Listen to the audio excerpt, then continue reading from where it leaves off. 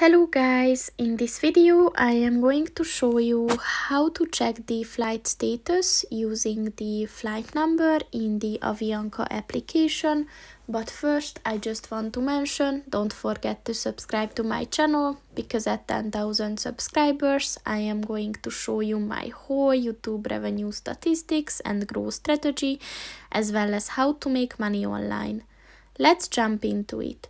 First of all, open the application on your phone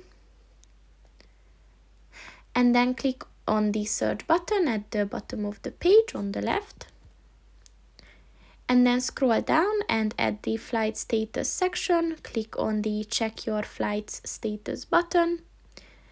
And if you scroll down, as you can see, there are two options, so you can choose to search by route or by flight number, and now we need the flight number, so just click on that.